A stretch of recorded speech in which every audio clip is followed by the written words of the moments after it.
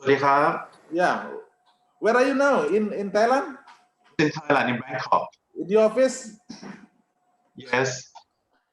Yeah. It is the first day of our long holiday. Yes, we have 4 days holidays. From today is the first one until until Monday. Okay. So after my presentation, I have to leave. I've been many times to your university. Oh, yes. Last year. Oh, really? Yeah. I had a meeting with your, I don't know the name, with the International Office. Office of International Affairs. Yeah, International Affairs. Yes. I don't know the name, Miss Sutipon. Yeah, Miss Sutipon. Yes. Remember me to her, yeah? Yes. Yeah. So Bangkok like my second home. Oh, yes, you're always welcome. Yeah. So it's very. We have good relationship with your university. We have very good relationship, and every year around 20-25 students from your university to Bali for language and cultural learning. Yes. Yeah, but this year no. Usually on April and May because of COVID. Yes. No program for that. Yes. No, next year. Yes. What now the situation in Thailand? The pandemic still rising up or? I think it's getting better now. Yes. Yes. Everyone. I think it's better than last month. Everyone wear masks and yes, they protect themselves when they go out, and the number of people who infected is lower and lower. It nearly 0% nowadays. No, 0% is very good. Good. Yeah. In America, how many percent now? Still? I don't know. I can't keep track. In our area, in Indiana, it's flat now. We don't have a rising number anymore.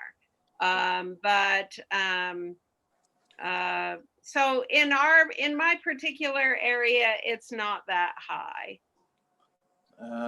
Okay. When this pandemic will end, we don't know. I know. Yeah. Many people, especially those who involved in tourism, bankrupt now. Hotels. Yeah. Especially. Oh, I know. It must be affecting Bali a lot. Oh, yeah, a lot. Yeah, because Bali relies on the tourist industry. Yeah, because our income only from tourists. Yes. No industry. Yeah. No mining. Yeah. Only tourism. Well, I'm saving my money to go spend a vacation in Bali again when the pandemic is over.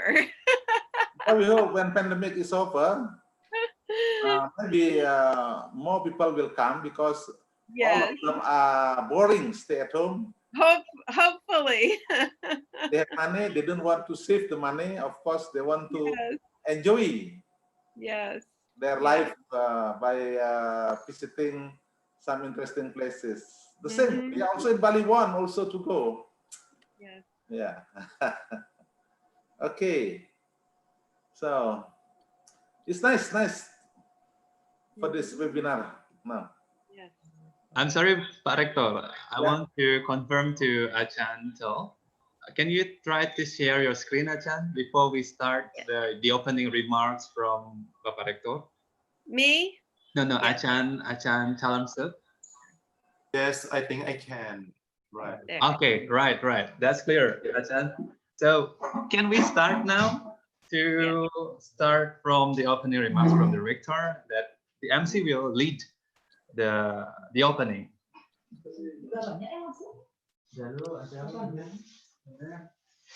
So 1 minute, we will start. Okay.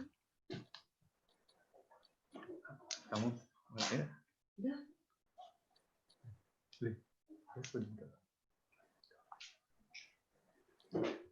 Welcome, everyone. Thank you for joining us for today's webinar. My name is Wersi, and I'm one of the lecturer at Program Studi Pendidikan Bahasa Inggris FKIP Universitas Mahasaraswati Denpasar.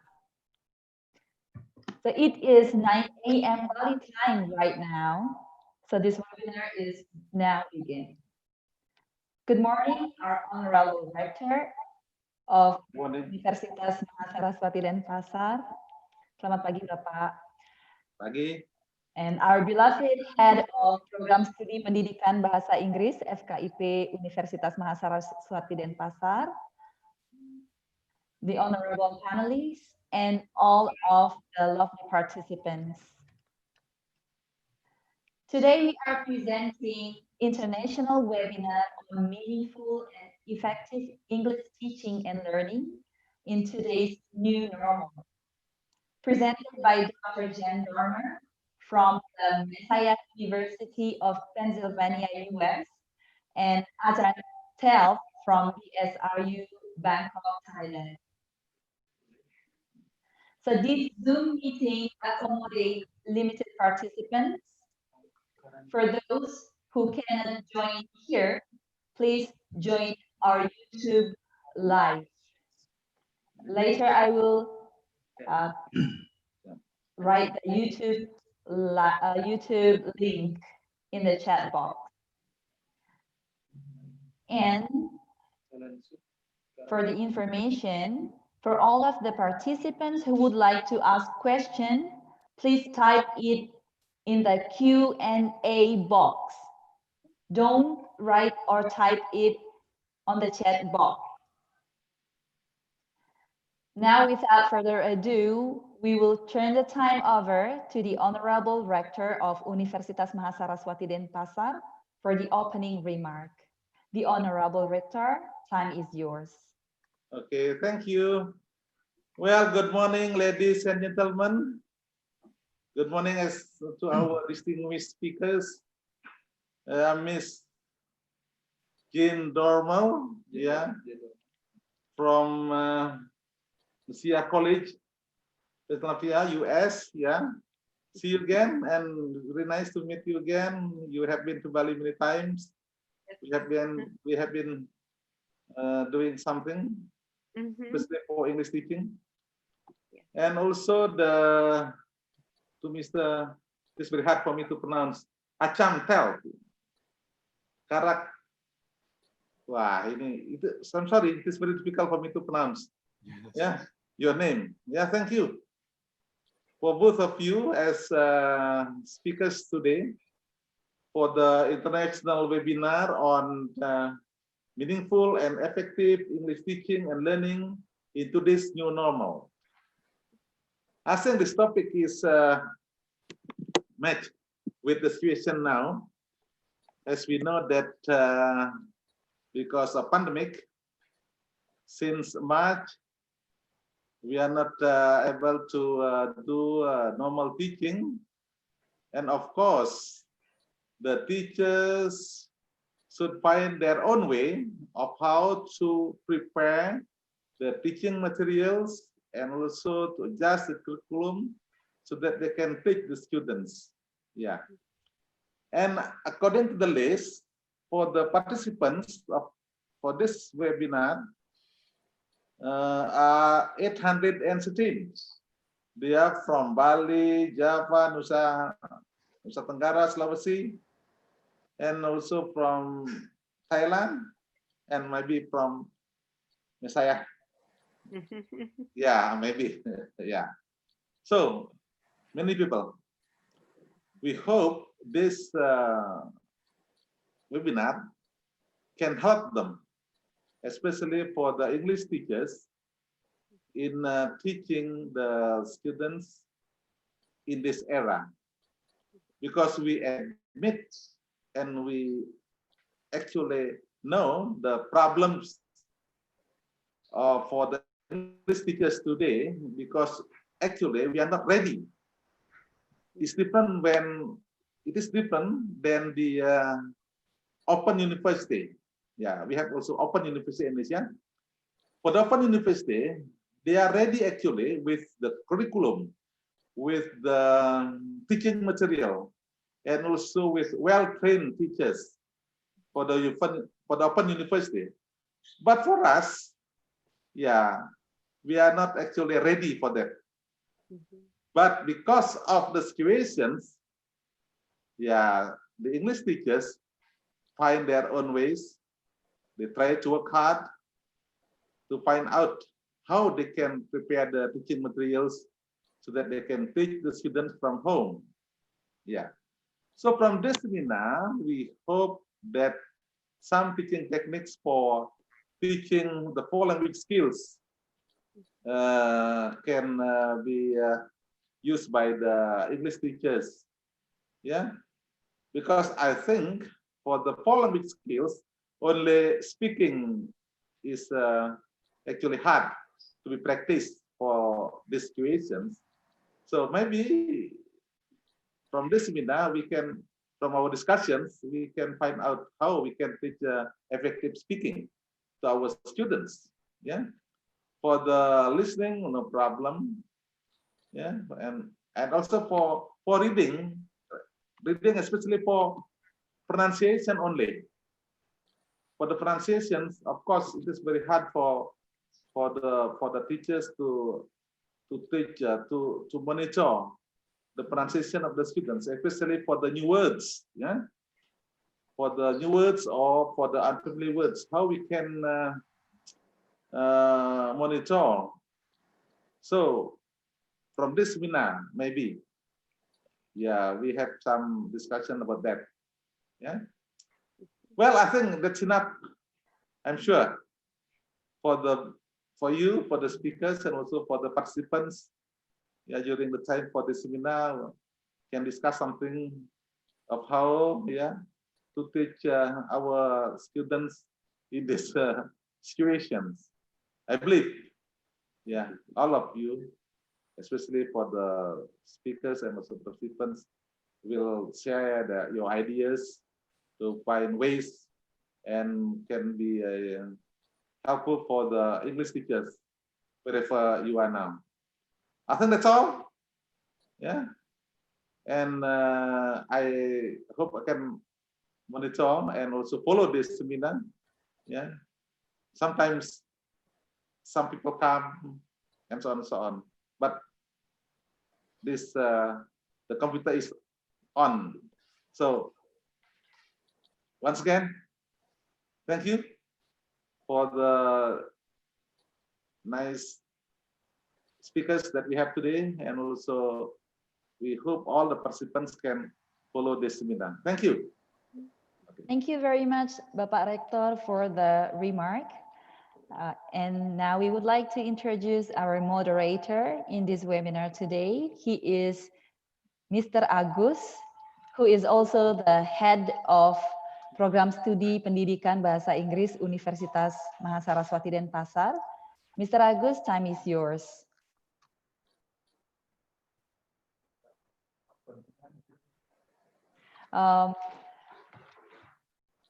Bapak Rector, if you need to do something, you can leave the room.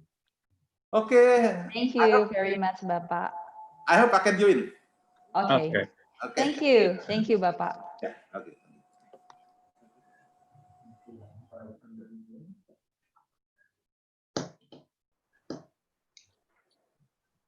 Okay, Mr. Agus, as the moderator, time is yours. Okay, thank you, Ms. Versi, Ibu Made Welsi, for having me the time to lead the webinar today as the moderator. Okay, before I start, let me say hello to everyone. Hello, everyone. Hello. Hello for those who are in Bali, in Nusa, Sulawesi, Java, and the students, and also Achan from Thailand, and participants from Messiah, and also Ibu Jan. Good morning. This is a wonderful morning now in Bali, and also I'm sure in US now in a lovely evening now there. Okay. Sawadee krap, Achan. Welcome to today's international webinar with the topic Meaningful and Effective English Teaching and Learning in Today's New Normal. I'm sure this topic is so relevant for the teachers, lecturers, students in this pandemic. And also, I hope that you are all in good health.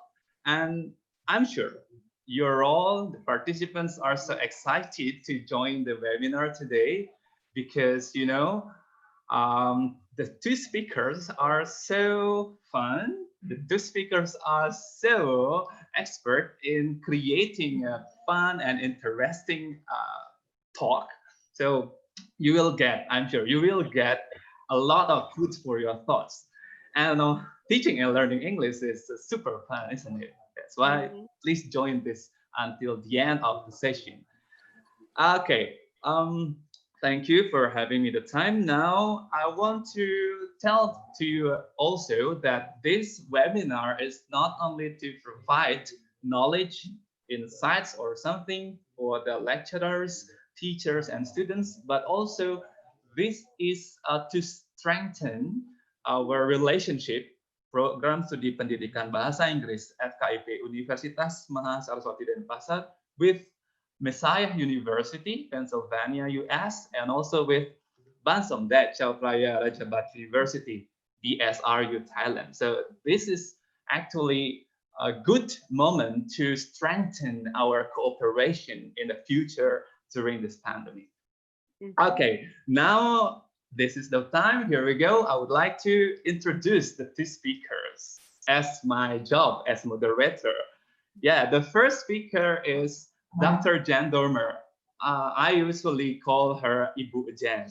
Yeah, she is an associate professor of TESOL in Messiah University, Pennsylvania, United States. And she spent 16 years in her mission, 16 years in Indonesia, Brazil, and Kenya.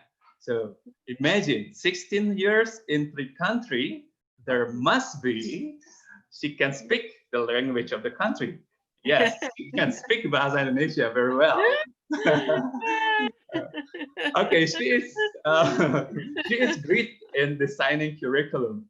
Yeah, she has that expertise. And I remember when Ibu Jan and her students come to my campus, to Universitas Mahasaraswati Denpasar, they so shocked. They were so shocked looking at the curriculum and the lesson plan in Indonesia. Why? Because it's so thick, it's so many pages and so complex. They were so shocked because in America the lesson plan only one page,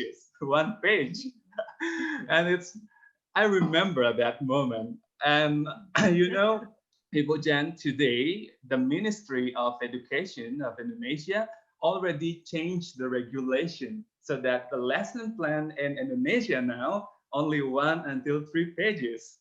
Yeah, you will see different things when you come to Bali next time. Yeah? Okay.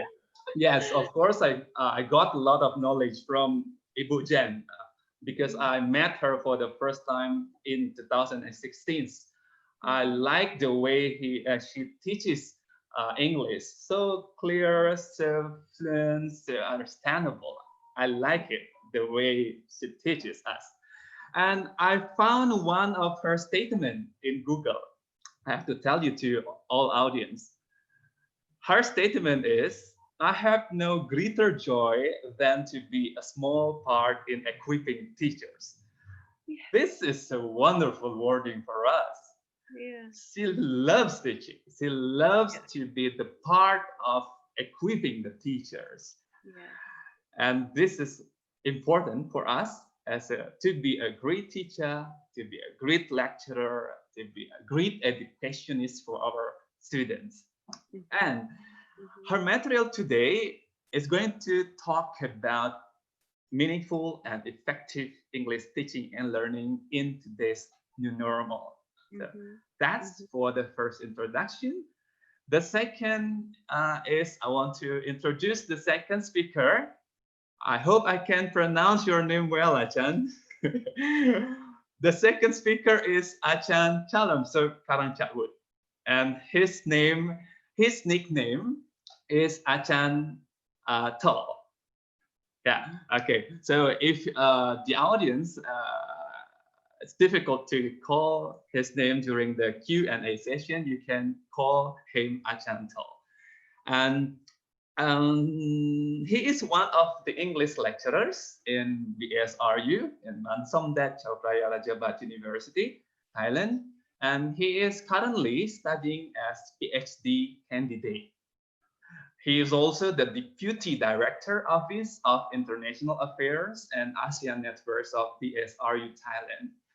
And in this occasion, I would like to thank to Ibu Wayan Krismayani, the Head of International Affairs of Unmas Denpasar, for having great coordination and communication with BSRU. And one of his research concerns is on computer-assisted language learning, in which this is relevant to the topic of our webinar today. One thing that I want to tell to you all, he has great and strong passion to enhance and encourage Thai people to speak out and communicate effectively with being Thai. This is good.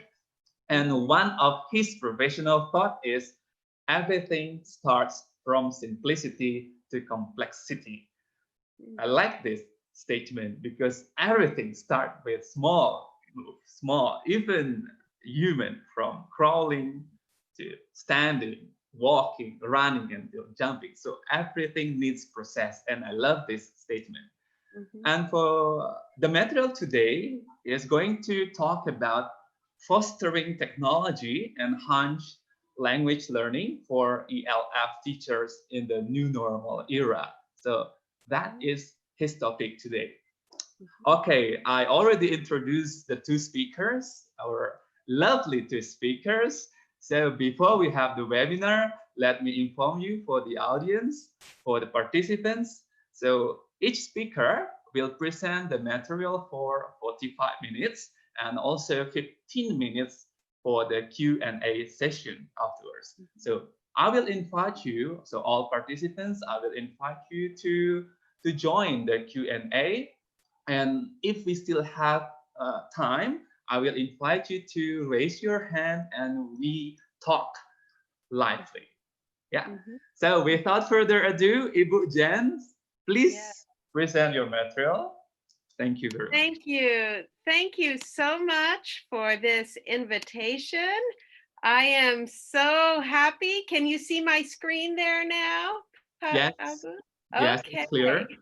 I am so happy to be kind of in Bali again, in Indonesia again. I wish I could be there in person, but thank you so much for this invitation. I have such wonderful memories of my times at Mahasaraswati University and with all the students and lecturers there.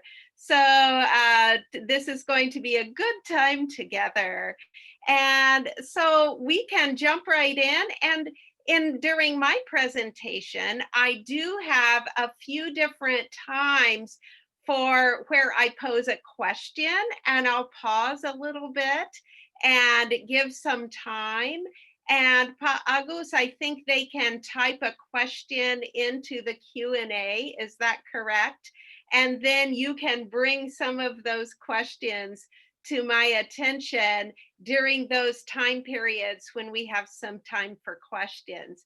So at a few different points during my talk, I'll stop and pose a question for you to think about, and maybe even type in a question for me. So I love the topic meaningful and effective English teaching and learning in today's new normal. My goodness, English teachers teach in such a real and lively way in the classroom, and it has been so difficult for us all over the world to change to fully online instruction. But I think there is some hope even in this situation. So let's look at where we're going today. Here are some topics that I hope we can cover. What is the new normal? We've used that phrase in the title. So what is the new normal? What is the old normal? Let's talk about that for a minute too.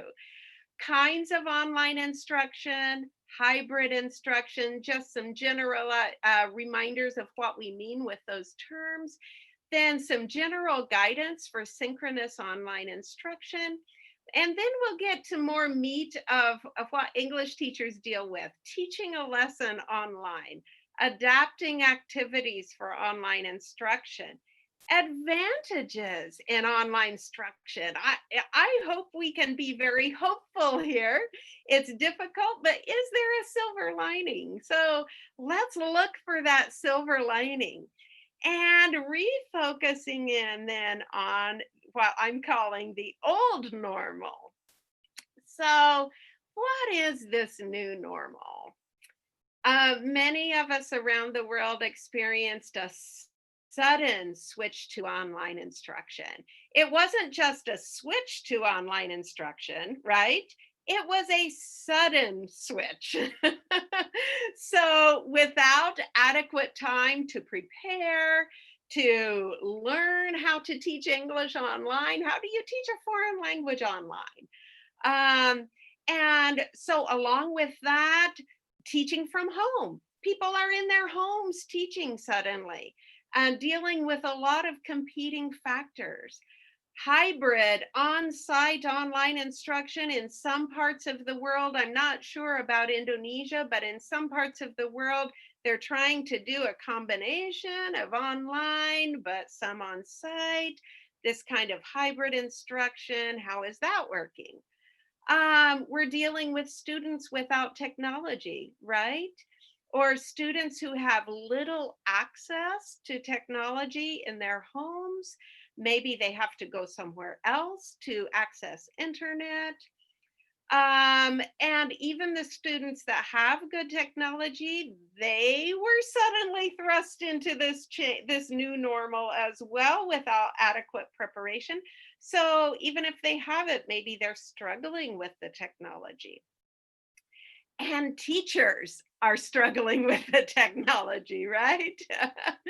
And we can see that a lot of teachers, even though maybe they had good technology skills for technology as a supplement to instruction, it's very different if if all of your instruction involves technology. So these are just a few of the things. These are not even all of the factors, right? These are just a few of the things in this new normal. But let's think for a minute. Let's go back before the pandemic. What is the old normal? So let's just kind of think, who are we as English teachers? We care for our students, right? I work with English teachers all over the world, and I have never met a group of people who cares more for their students than English teachers. English teachers really care about their students. They want to see them succeed. They want to help them learn English. So we care about our students. We build relationships with our students. When we're in an English classroom, we're not just passing on content like we might think of a history class or a science class. The teacher lectures and gives the content. That's not what we're about in the English classroom. We talk to students, we ask them to share about their families, for example. We hear about their families. We model telling about our own families. So through all these things, we build relationships with our students. And so English teachers are very good at building relationships with our students. What is another part of our old normal? We engage students in real and meaningful language use. And those who have been a part of any of my courses know that I'm always saying that phrase, real and meaningful language use. We want our students to use English in real and meaningful ways. That's part of our old normal. That's what we want to do. And we want to motivate our students to learn English, right? That's kind of part of our job as English teachers too. Our students may not necessarily come to our classes highly motivated to learn English. And yet part of what we do as English teachers is try to build up that motivation. So these are just a few of the things that I pulled out to call the old normal. This is who we are as English teachers. And what I have put there in red, so we remember it, these goals have not changed. We still want to do all of these things. We just have to do them in a different way, right? So that's a little look at the new normal, but remembering the old normal. So now the next little part might not be necessary for some of you, but we have a lot of people on this webinar, and I don't know if terms are readily understandable and if everybody has the same idea. So we'll just quickly go through some terminology that we use in online instruction just to make sure we're all on the same page. And the visuals that I have used, the photos that you will see there, are photos of how people are teaching online. So you might find those interesting too. So kinds of online instruction, we can divide it into broadly two broad categories. Synchronous is when the students and teacher are online at the same time. And many people now are familiar with Zoom as a synchronous online platform. And there are others. Skype was an older one that is not being used as much for instruction now, but it's a similar type of platform. So in synchronous instruction, students and teacher are online at the same time. And in asynchronous instruction, students and teacher are not on the site at the same time. There could be an LMS, like a learning management system, where students go to type in things in a discussion forum, to get their assignments, to download information, to watch a video, but they do that on their time. They don't have to be there all at the same time. So that is what we call asynchronous. Other distinctives, other distinctions between different kinds of online instruction. So these are some questions. Is a learning management system being used? So some of those that some of you may be familiar with are Moodle, Canvas, Blackboard.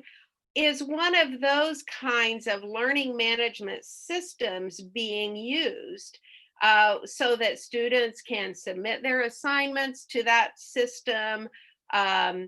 Or is it just something like Zoom sessions? Is that all it is? The second question I put there is synchronous learning replicating what would normally happen in a classroom. So even if we're talking about synchronous learning, where students and teachers are together, still there are two different views. Is it supposed to be exactly like a classroom? Or is it trying to do something different? So is it replacing what would normally happen in the classroom, and the attempt is to do it in the same way? Or is it constructed inherently differently? The third question there, is the teacher teaching a group of students simultaneously, just like in a real classroom? Or is the teacher interacting with one or more students separately? So maybe you meet with students individually, or maybe you meet with students in small groups rather than the whole class together. And another question that we're probably all really familiar with now is, what is the role of parents? Is there a parent present? Is the parent sitting beside the child during the Zoom or Google Classroom session? And if so, does that parent know what they're supposed to be doing or not doing? So what is the role of parents? And the phrase I put there in red that I'll bring up several times is so important. Each context is different. It's important to identify the realities and design online instruction to fit them. So the different situations are different. Different age groups have different realities. Different schools have different school culture that they're bringing to online instruction. So of course, different cultures, different countries, all of that is true as well. Urban versus rural, or village versus large city. Those are different realities as well. So it is important to design online instruction for a specific context, knowing the different factors in that context. I'll just mention briefly hybrid instruction. Hybrid is when it's a combination of in-person and online. Now, I think from what I'm hearing about the situation in Indonesia, I think I'm hearing that most instruction right now is online and not hybrid. In the United States, we have some hybrid instruction. We have some students going to school, combining that with some online instruction. So we don't need to go into any more depth about hybrid instruction, only to know that, if that is your reality, that is another factor, because hybrid instruction is not just like on-site. It is not just like online. It is its own thing. So again, each context is different. It's important to identify the realities and design online instruction to fit them. So, and that was a quick overview of issues and distinctives and distinctions between different online situations and contexts. So I invite you now to think and question, how would you describe your own English classes? And are you still able to achieve the old normal? Now we'll have a couple of minutes here, and Pak Agus, I don't know if there are already any questions coming in, but this is a good time for a couple of questions as we just start out on the topic. Okay, thank you, Ibu Jan. For the participants, you can see on the slide and the screen, Ibu Jan prepared 2 questions to be taught and also to be answered. So Ibu Jan invite us to respond the first and the second questions. How would you describe your own English classes? So this is good for English teachers and also lecturers who already joined the webinar from Zoom and also YouTube. And please respond this. Let's make it communicative and interactive webinar. And the second one is, are you still able to achieve the old normal? It's a nice question for us. So we invite you all to this discussion. Students, probably 2 participants raise hand.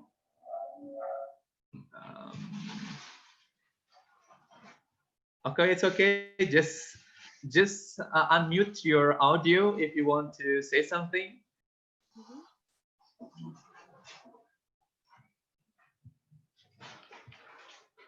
For those who raise hand.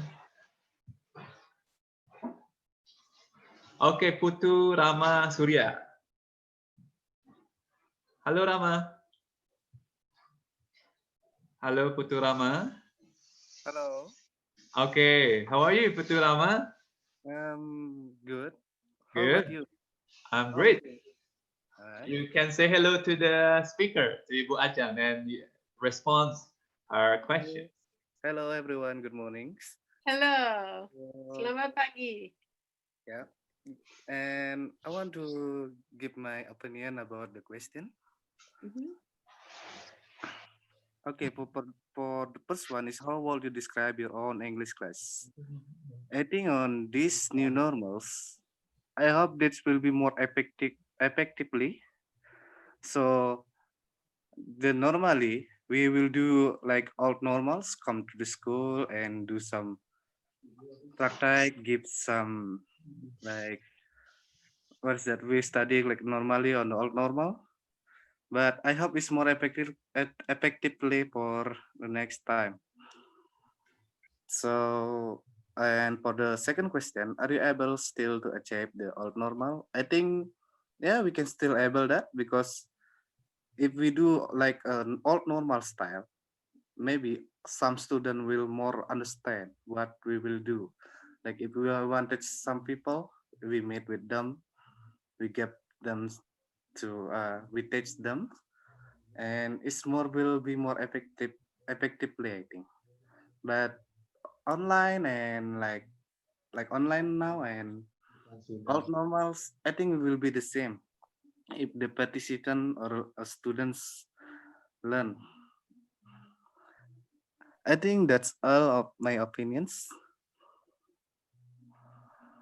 Okay, thank you, Thank you. Yeah. Anyone wants to share your thoughts? Just okay, Rama. Rama who? Yes. No. I invite another participant to raise hand, and I show here those. Oh no, go. Probably Ibu Jan give response to Putu Rama. Yes. Well, I think as we go along, I think I appreciate that the sentiment that you feel you're still able to achieve some of the old normal of English teachers. That's wonderful. So maybe we should go on. Let's go on, and if there's a Q&A, if as you have questions, you can type them in there. And then when we come to the next question period, I'll take more questions from everyone. So let's go on. Some general guidance for synchronous online instruction. So this is now the situation where you are envisioning your regular classroom, except it's not happening in the classroom, it is happening online. But you're trying to kind of simulate your real classroom through synchronous online instruction. Teacher and students are together at the same time on a platform like Google Classroom or Zoom, and it's simulating a real classroom. So what are some general points of guidance that could be helpful here? It is helpful to not have too many students at one time. 10 to 15 students in a virtual classroom is, I think, best. If the class is larger, break it up into different online sessions. And this can be good. It can provide an opportunity to group students by their language level, because normally students in the same grade are all in the same English class together, but we know that they have a very different proficiency levels. So one opportunity that we do have through synchronous online instruction, such as Zoom, is to group those students according to their proficiency levels and thus give them better instruction. So sometimes teachers will say, well, I have a class of 40 students. I can't do that same time period 3 different times with smaller groups.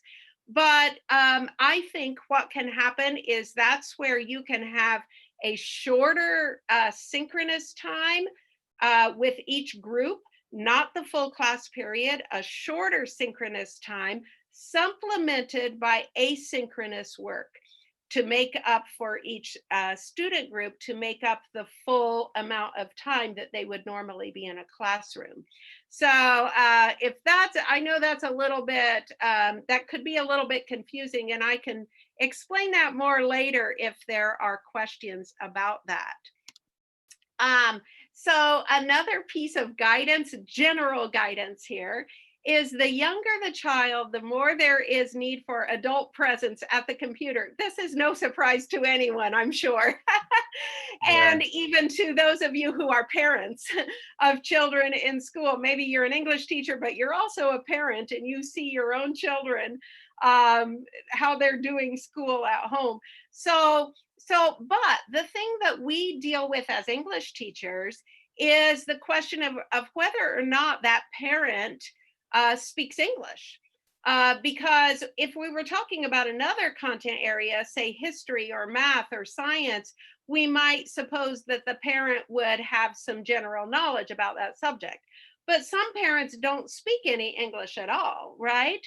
So if the parent doesn't speak any English, they really do need some advanced orientation as to how the classes should be provided, and what the English class is going to look like. And they can understand some key phrases that you will use in English and what they mean. So my point here is parent orientation. And when last year, when just from night to day, we had to switch everything online in the middle of the school year, it was difficult to pull together any kind of orientation for parents. We were all just focused on instruction. But now the schools are having some time to reflect what, we've been doing it for a while. What should online instruction look like? I think all schools or English departments or even just small groups of English teachers could get together and say, we need to provide good orientation for parents about what the English classes are going to look like and what their role is as a parent. Going on about the role of parents, so there's the issue of if the parent doesn't speak any English, but there's another issue if the parent does speak English. And some of you who are parents who are English teachers, you may struggle with this because we do not want the parent to be translating for the child. We do not want the parent to be jumping in and telling the child what words mean or whatever. That is part of our instruction, right? And so we run into a big problem if the English class is proceeding and the teacher thinks the student is doing all of the work and understands everything, when really there's a parent sitting right here that we can't see in our computer screen, telling the child what everything means and telling the child what to do. That is not really helpful. So when parents do speak English or don't speak English, in either case, parents need orientation about what their role is in online instruction of English classes. Sorry. Yeah, go ahead. A lot of questions coming and also okay, good. So I interrupt you because we already deal to make it dynamic. yes, good. Go ahead and ask me a question. I will read the questions. Okay. For most of Indonesia teachers, it is difficult to decide whether applying synchronous or asynchronous system or way. In your view, which of them is applicable for us in Indonesia context to make our class meaningful and effective? Yes. So I think the Indonesian context is not all one thing. You still, even within Indonesia, you have differences in rural or village populations versus urban settings. So we want to be careful to not say what, Indonesia as a whole might need.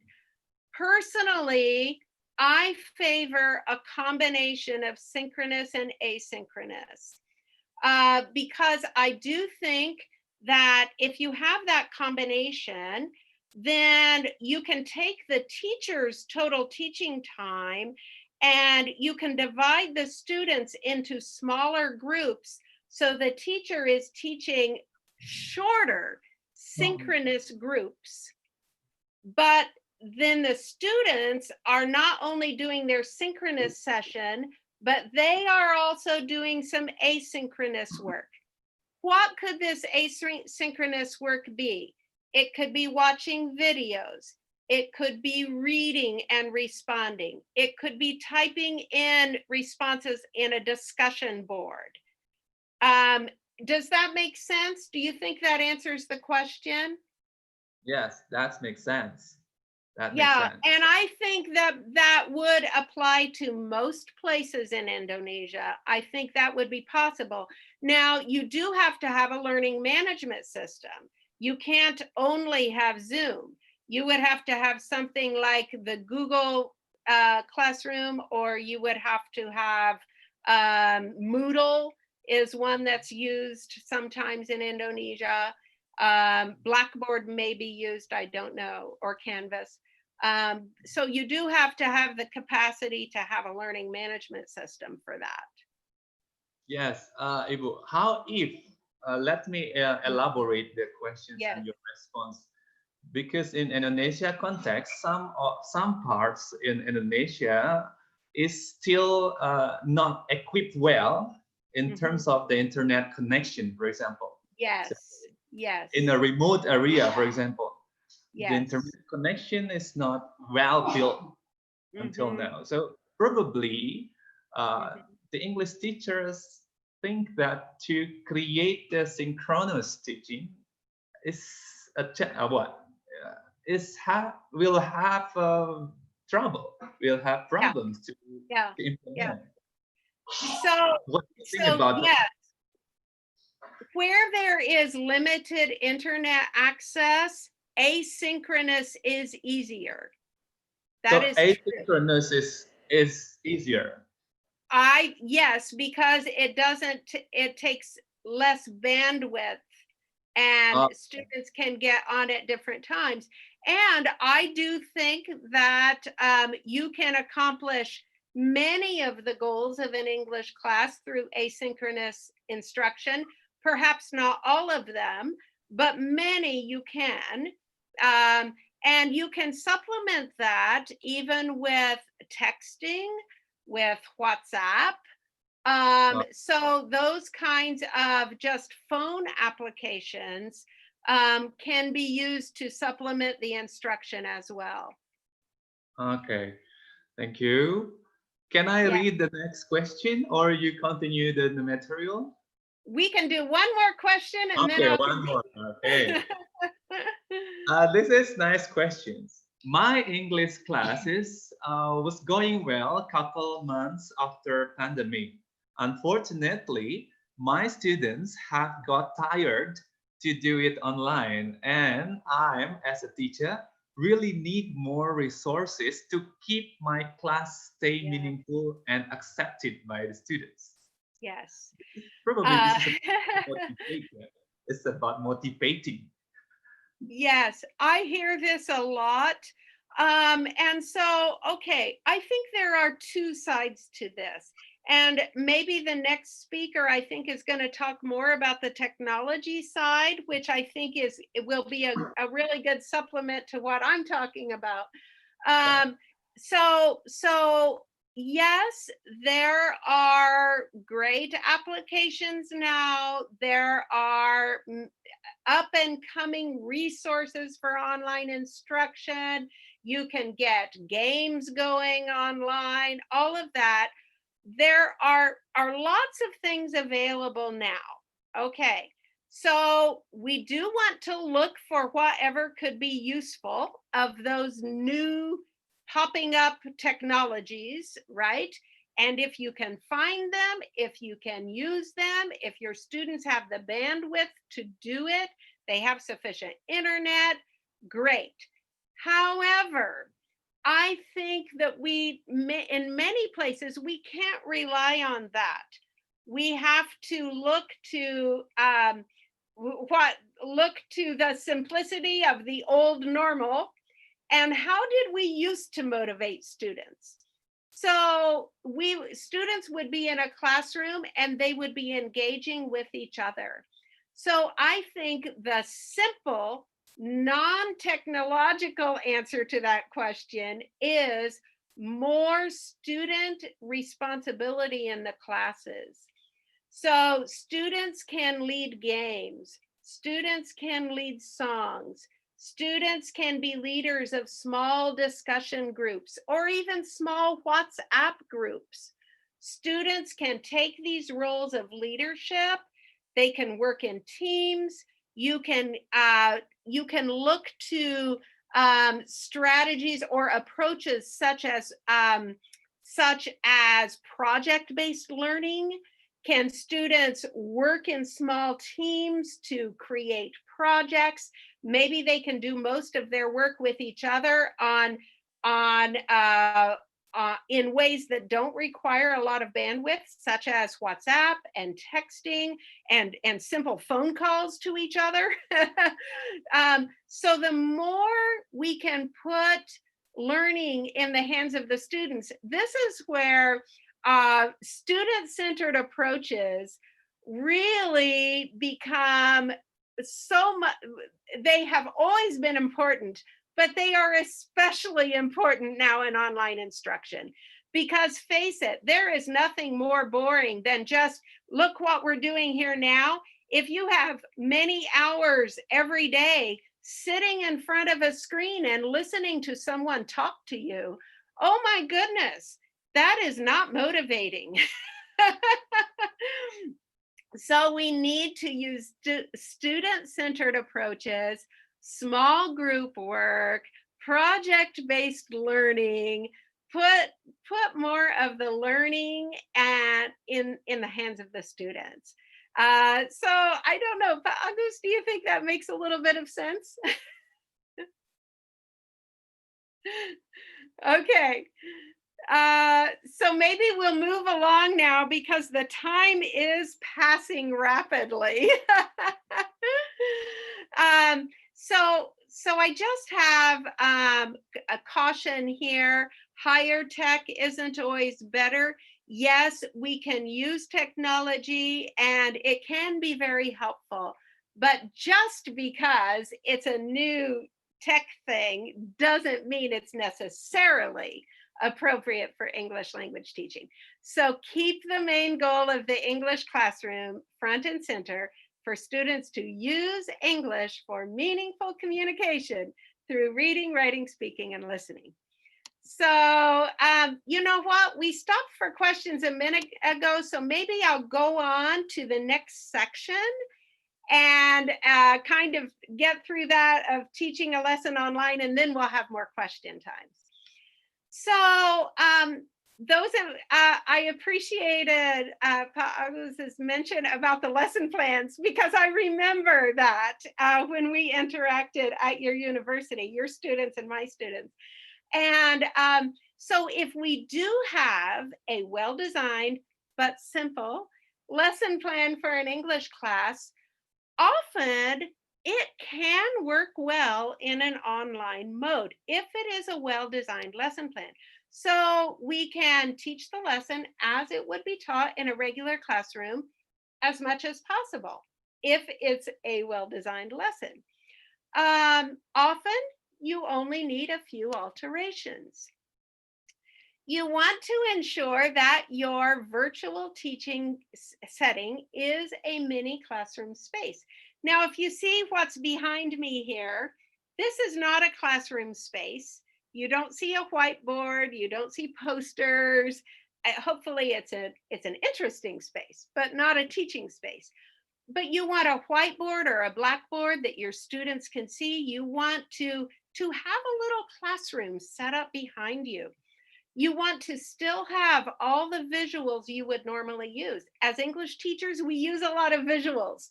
If we're teaching fruits, we bring in real fruits and an apple and an orange, and and we have those there. We still want to do that in our online instruction. If we are going to use posters or visuals, we want to show those and then have a way to put them up on a wall behind us so students can still see them. Within your virtual space, make sure that you can get up and walk around, and encourage your students to get up. So we can't walk far or we would be out of the camera, but we can move a little bit. We don't have to just sit and be a talking head the whole time. We can stand, we can gesture, we can move around a little bit, and we should do those things. We should get up and write on the whiteboard or the chalkboard. And in a minute, you'll see, I think the students should get up too during our instruction. I've already talked about parents, so I'm not going to deal a lot with this one because our time is going so quickly. But parents do need to know what their job is. Do they need to prepare materials in advance, etc.? Here's more information for parents. If we want to get back to that later in the Q&A, I can mention some of that. So I know I've been kind of flying through some of the information, but what challenges have you experienced in your teaching online? Maybe we can just take one question and then I can go back to our next segment. Or should I just go on from here on, Pa Agus? So I think you need to confirm one question. Okay. Because there is a question that needs your confirmation. Okay. Still about synchronous and asynchronous. I think this is a nice. Okay. The questions from Rinawati. Her question is, are you saying that student-centered learning is effective for synchronous approach? Yes, yes, very much so. Because when you have a synchronous session, like students can still be doing pair work and group work. Students can speak. It doesn't need to be just the teacher speaking. So yes, definitely, you can take a student-centered approach in synchronous instruction. Okay, thank you. I think it's clear. Yes. That was a good question. Thank you. Yeah. So maybe we move to your discussion now. Okay. Should I don't know. I know the time is going. Should I go on to my next set? Yeah, you still have around 5 minutes. Okay, let me, I think this next piece is important because it's about adapting. So a big part of what we want to learn as English teachers now teaching online is adapting. How do we adapt what we normally do in the classroom for online instruction? So again, with student-centered instruction, we want to encourage students to participate, whether they raise their hands or, and I think all teachers should use the breakout rooms. Zoom has this capacity, and so does Google Classroom. So you can put students in groups, so you can give them a task and you send them to their groups for 3 to 5 minutes to complete that English task.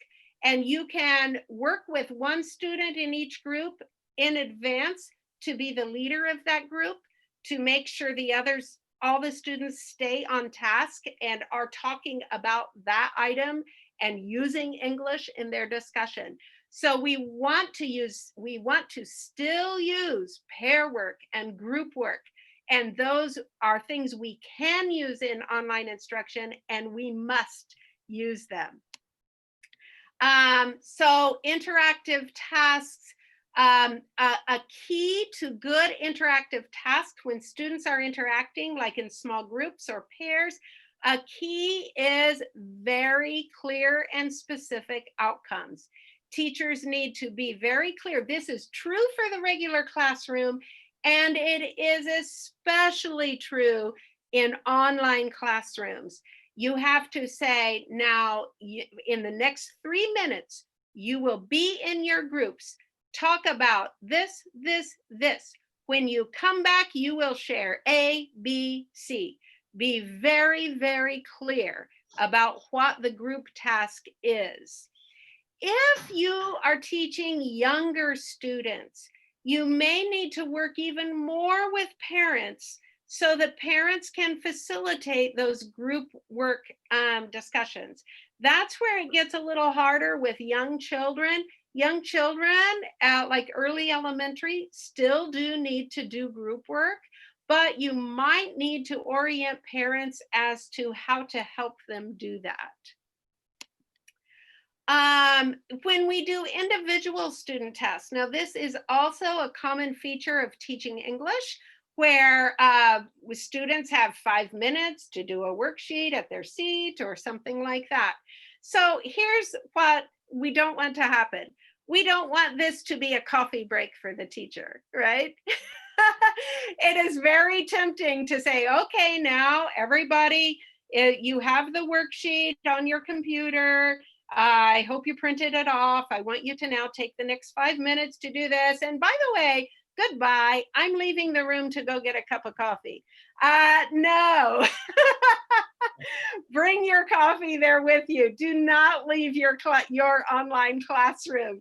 Stay there. Interact with students. See how they're doing. You can go and visit different students and see what they're doing. Different platforms have different ways of achieving this, but you can ask students to hold up their papers to the camera when they're done, or raise their hand, or hold up their favorite stuffed animal when they're done, or whatever you want to do. So individual student tasks, you can mute the mics. It can be helpful to play a countdown feature on your computer. That can be fun.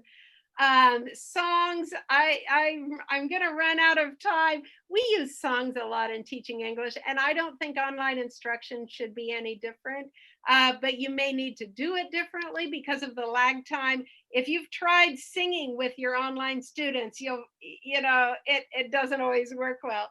But you can sing, or you can play a song that they listen to.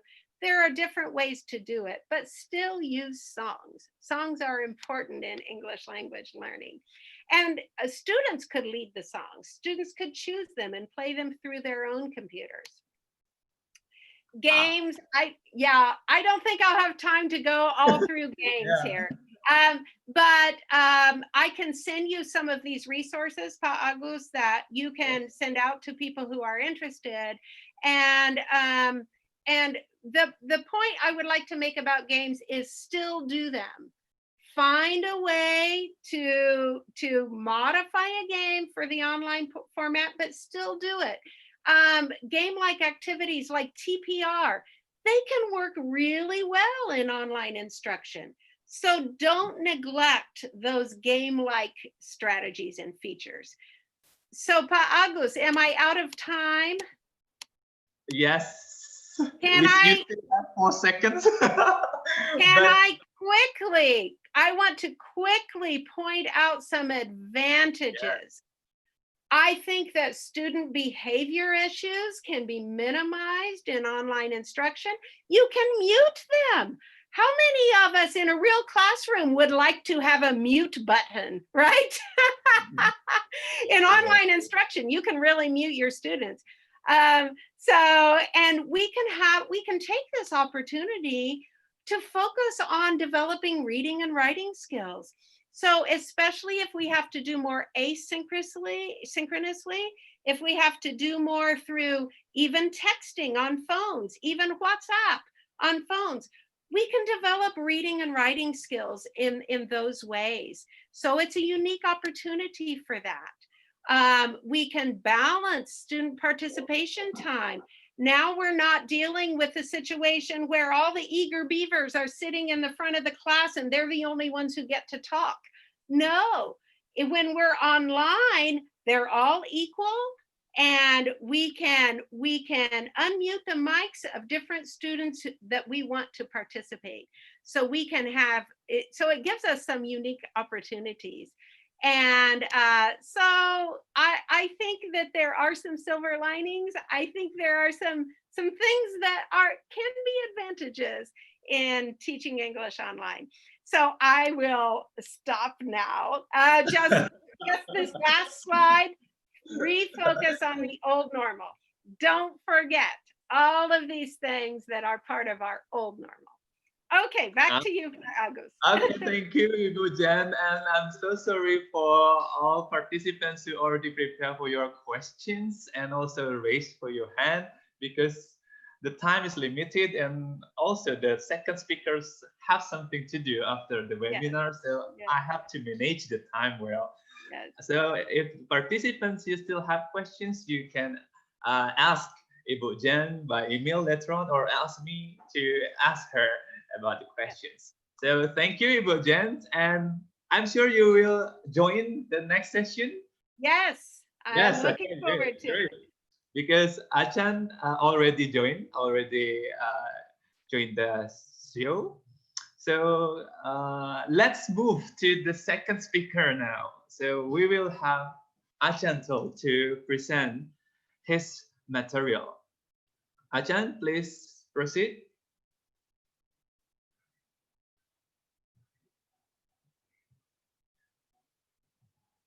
Achan?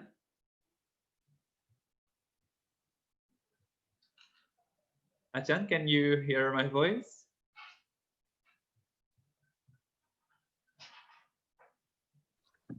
Okay, now I can see your video. Okay. Okay, hello Achan, you can start now to present your material. Yes. Yes. Okay. Before you start, can I confirm to you, are you going to present it and then question and answer, or in the middle of your presentation, you can invite the question and answer? Yes, maybe the question can be posed to, after my presentation. I think maybe after my presentation. Okay. Okay, Achan. Well, good morning, the chairman, the speaker, and the moderator of the international webinar, and also the audience. Thanks for the nice introduction from the moderator. And it is my super delighted to be invited to be one of the speaker giving a talk in the international webinar organizing by University Mahasaraswati Denpasar, Indonesia. My talk is about fostering technology-enhanced language learning for ERF teachers in the new normal era. And it is the rationale framework and implication. By the end of my talk, you will have a prompt and selective instrument and ideas to implement to your class effectively, but with 100% technology-based instruction. So I will not waste the time. Okay, let's start.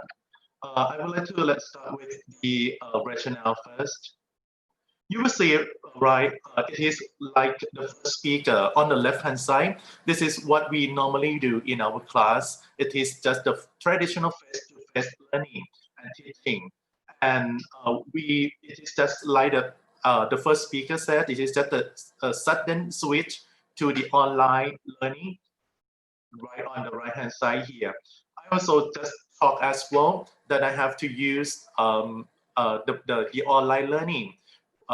Even though I'm quite technological, I'm quite digital native by my age, but I think it is quite fast for Thai learner to use technology, because especially for Thai teachers, because we are quite familiar with face-to-face learning in the classroom, but now we have to change our platform from the classroom to the online teaching.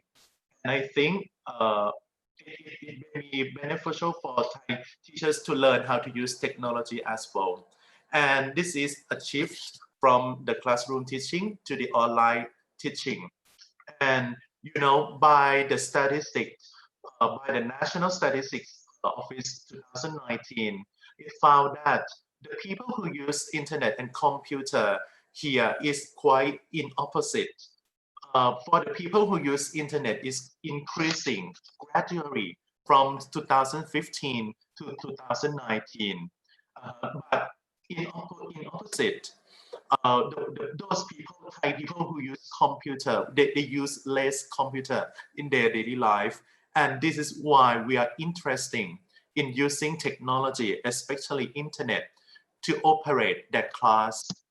And when we look into more detail about group of people who use internet or computer, as you can see here right now, you will see that the number of the group of people who use the computer most is the age around 15 to 24. And I think it is the same as in Indonesia as well.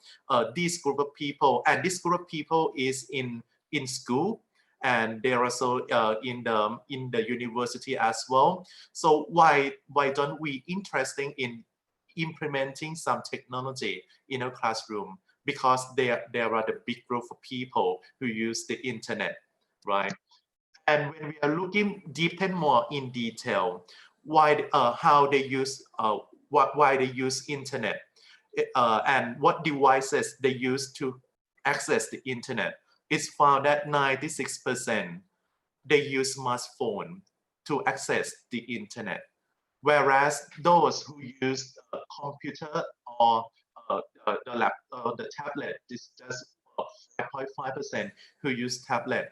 That's why a computer, smartphone is just one of influential devices, one of the influential devices that Thai people. It is like our 33 organs in our body. That we use smartphone in our daily life from where when we wake up until we sleep, we use smartphone, and they use smartphone to do what activities? Um, by the survey from Omnicall 2018, most of the people around the world, around 1.9 billion people, use YouTube to access the video.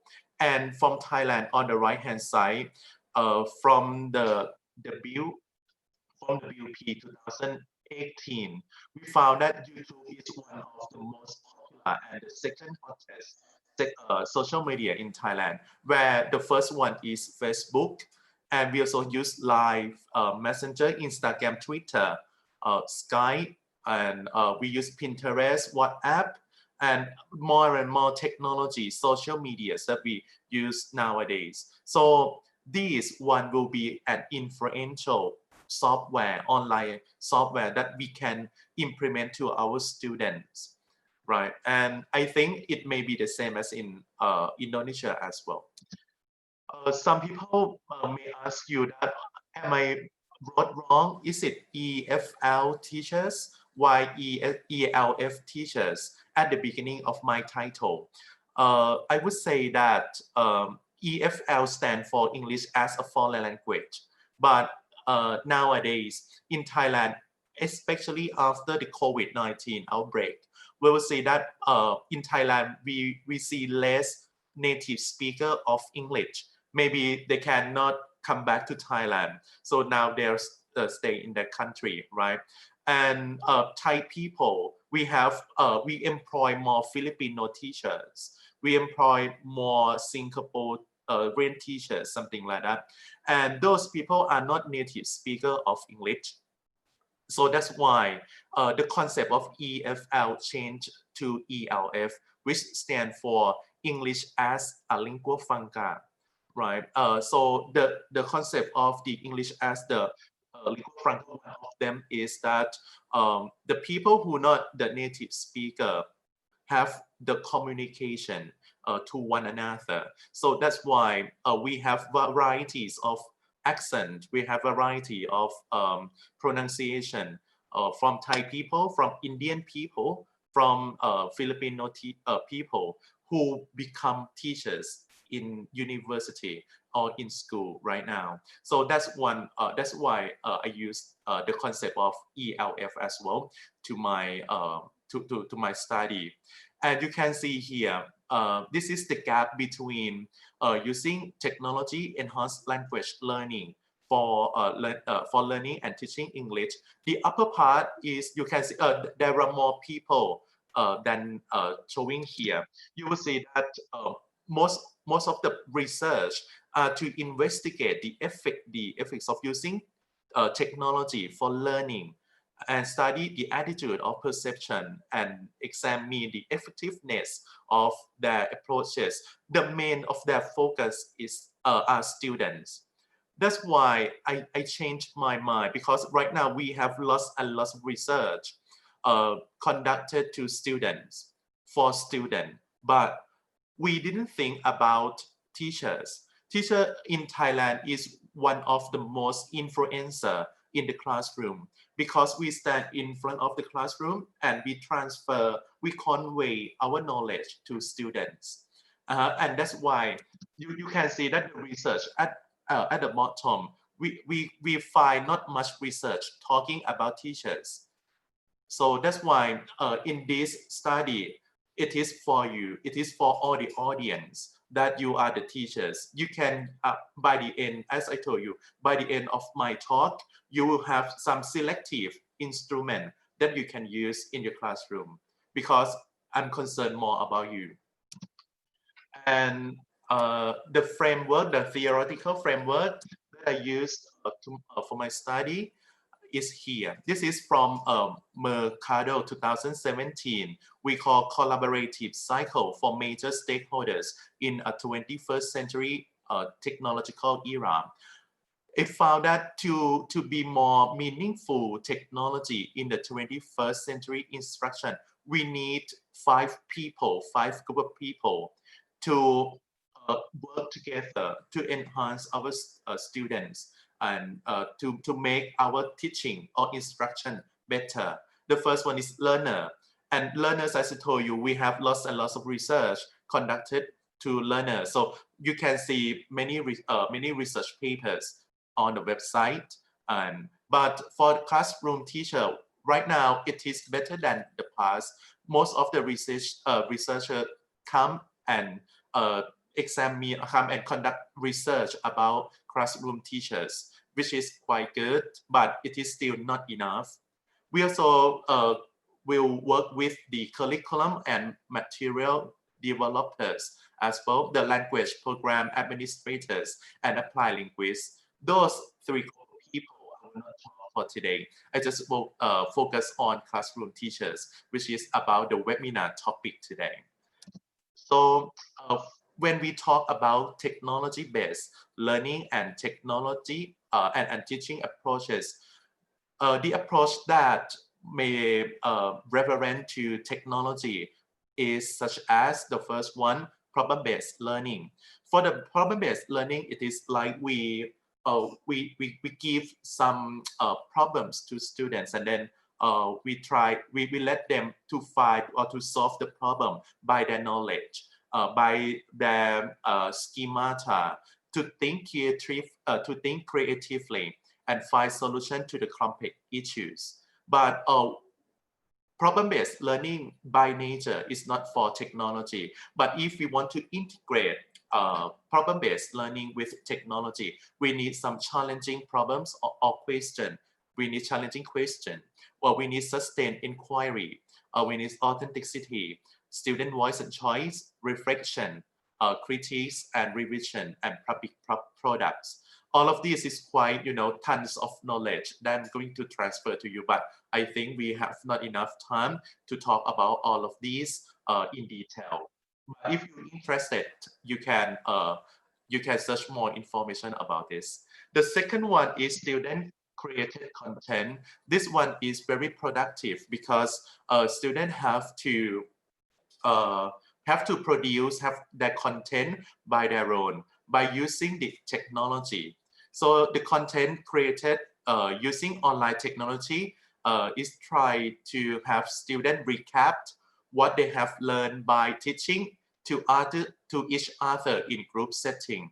The characteristic of the student created content are content created and real-life supported.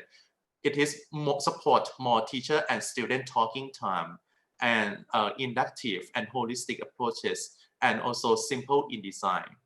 Next one is collaborative learning, CL. CL can stand for cooperative learning as well, but in to apply to the technology terms, I think CL should be collaborative learning rather than cooperative learning. It is the way that we build community in a school using computer-supported collaborative learning program. And these will create potential for cognitive and metacognitive benefit and promotes effective and social benefits in distance education as well. And if you want to use the CL or collaborative learning, maybe you need LMS, which stands for Learning Management System. And this is about, right now, there are many programs that it is quite the same as LMS. For example, we have Canvas, we have we have WordPress or something like that. They are the same LMS system, which is more you can give their assignment to student. You can have a class. You can do activities there in the LMS system. Next one is CBE, which stands for competency-based education. What is competency-based education? Competency-based is different from content-based education. For the content-based education, we just give knowledge to students. They have to know lots and lots of knowledge. But in opposite to CBE or content-based education, the competency-based education will focus on what they are going to use in the future.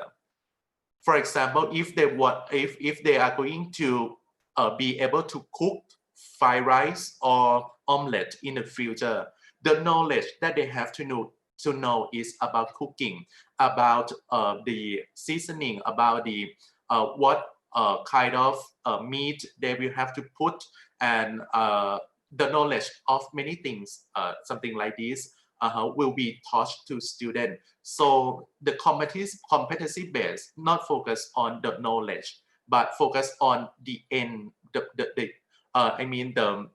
what they are going to do in the future.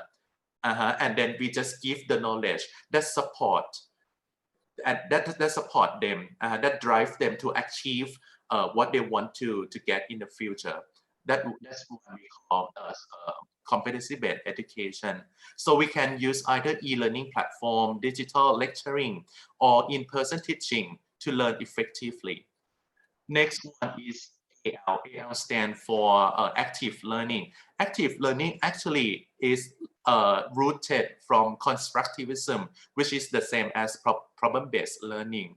But the AL here is trying to enforce or encourage our students to use their prior knowledge or the experience, as well as and their experience to try out different learning methods to support each other idea, and most importantly to allow space to think and act for themselves.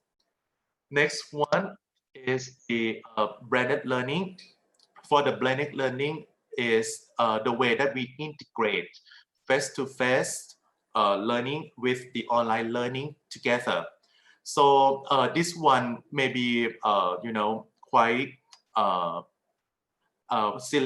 quite good for this situation, because we can blend it.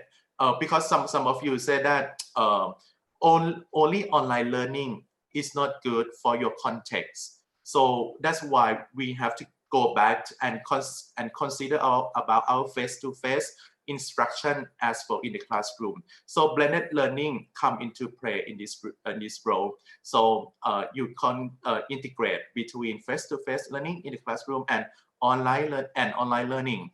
By the sense of blended learning, you just give the homework to your students, or you give assignment to students to read, to watch, or to do something at home or at any times, but not in the classroom time, in the class time. But when come back to the class, you as a teacher just give the exercise to student, or provide some practice, or just revise what they have learned on their own at home. So this one we call blended learning, study at home but do activity in the classroom. This is what we call blended learning. And the last one is learning or flipped classroom. For the flipped classroom, maybe can be adapted to this situation as well. For the, I'm sorry, I just give you the wrong information. For the things that I told you, give the homework, or give assignment, or give assign your student to read or to watch something at home, and then you let the student come back to the classroom and do activity, just revise them. That we call flipped classroom. Okay, so this one, the last one, flipped classroom. So the flipped classroom, we provide flexible environment, because you ask student to read something at home and come to the classroom to revise, to do activities in the classroom, and activate learning culture, developed intentional content, and elevate being professional educator. The key procedure are to let students self-study the content by themselves at home through online media, and spend time in the classroom with active activity, doing exercises, discussion, etc. But for my study, I focus more on this one we call TPAC model. Actually, what I just mentioned earlier until now, it is about TPAC model. Even though my topic talk today as well, you need to know the first one, what is the technology that you are going to use to your student. So that's why you have to have the technological knowledge. So the technological knowledge can be various. For example, you can use digital image, or you can use videos, you can use animation, laptops, or word processing program, the online spreadsheets or something like that. The second one, the second knowledge that you have to have is the pedagogical knowledge. So the pedagogical knowledge is what I just mentioned. One is the pedagogical knowledge. If you study in detail, you can adapt it to a TPAC model here as the pedagogical knowledge. And the third one is the content knowledge. For the content knowledge is about teacher role knowledge, and it is about the content or subject matter that will support your teaching for your students. In my study, this is my model, TPAC model to my study. You can see that for my technological knowledge, I use online software and application that can be used in classroom practice. For the pedagogical knowledge, I use problem-based learning, student-created content, competency-based education, active learning, blended learning, collaborative learning, and flipped learning. For the content knowledge, I will not touch it because this is the teacher choice, and I'm quite sure that teachers is quite proficient, and teachers have their own knowledge of teaching English. So this one is the teacher choice. They can teach verb tenses, they can teach conditional sentences. It up to them. And all of them mixed together, yeah, and it becomes the underlying rationale, theoretical framework, and classroom implication by using technology enhanced language learning for classroom practice in the new normal situations. This is about my theoretical framework. Next is my last section. It is about classroom implication. What I'm just talk to you everything here. It will be used here. Classroom invitation. As I told you, by the end of my talk, you will have a prompt and selected instrument that you can use in the classroom. So before going to the end of my study, you know, I implement some of my some of my thought to pilot study. I went to Trang province, where is in the southern part of Thailand, to do pilot study, to implement technology for them before COVID-19 outbreak. I'm quite so you know, lucky that when I finished my pilot study, the COVID-19 came. Yes, so my research question is to observe, to gather information about their experience, their challenges, and their perspective towards teaching with technology. So I'm going to look at their experience while they are training with me, how to use technology, and what challenges that they found during training and after training, and also perspective that they think about technology, teaching with English with technology. And this is my model that I use when I conducted my pilot study. I divided my training into three stages. The first one we call pre-training, while training, and post-training. For the pre-training, I select the setting with the convenient sampling selection. And for the data collection, I use the pre-questionnaire and teaching observation. When I got the pre-questionnaire, I analyze it and I select 2 of the participants and I observe the classroom teaching. And next is selection for participant. After I got the pre-questionnaire, then I stratified my participant into 2 groups. The first group is elderly teachers, and the second group is younger teachers. But both groups are technological illiterate. They don't know how to use computer. But some of them know, but they know very few. They have very few knowledge about how to use technology. And then I moved to the training section. For the training section, I divided into 2 stages. The first stage is training. I tried. I have my own lesson plan, and I have my own online software, and also training. I teach them for 4 days. Teaching for their training, and after my training, I moved to the teaching stage. For the teaching stage, where I ask them to demonstrate their teaching immediately after my training by following these steps. The first one is planning, presentation, technology implementation 1, practice, technology implementation 2, and assessment. You would ask me how I come up with these steps of teaching. I have read and I have reviewed lots and lots of literature on technology and normal classroom teaching, and I come up with the merge or the integration between classroom teaching and technology teaching, and I become this one we call the stage of the teaching stage. And after that, I moved to the post-training, where I went to observe teaching in the classroom, right? So the teaching observation 1 happened in the classroom, but before the training, and teaching observation 3 happened in the classroom as well, but after training.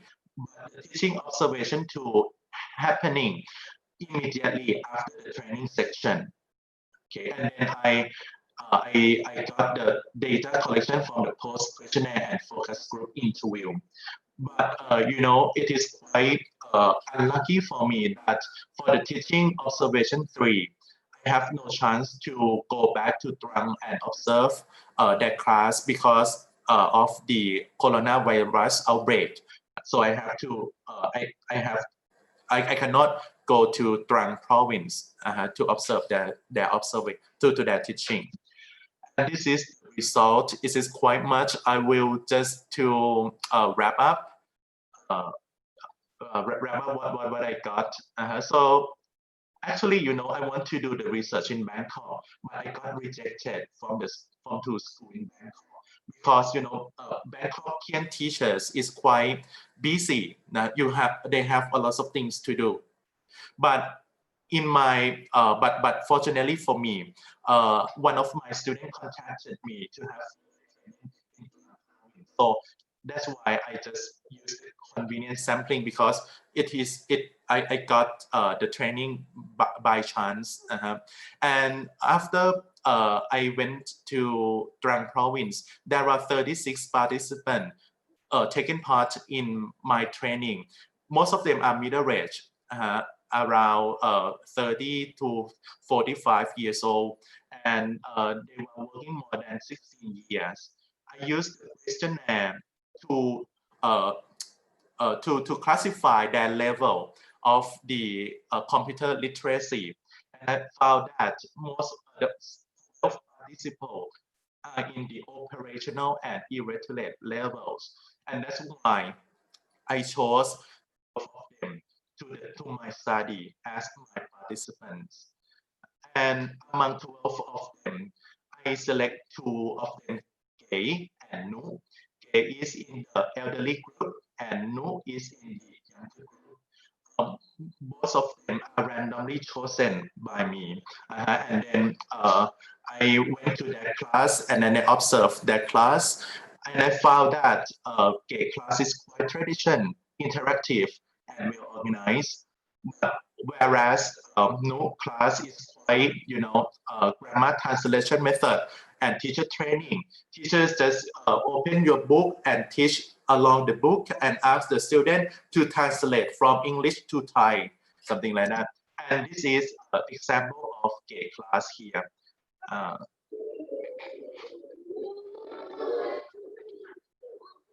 so you can see that.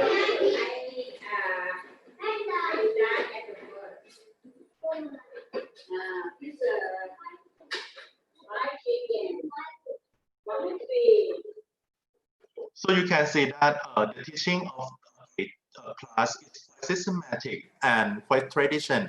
She asks, maybe she's old, she asks students to answer her question one by one. And there is some participation between teacher and students as well. And students quite enthusiastic and active in giving answers. But if you see here one more, this is from new class, is around 20 years old.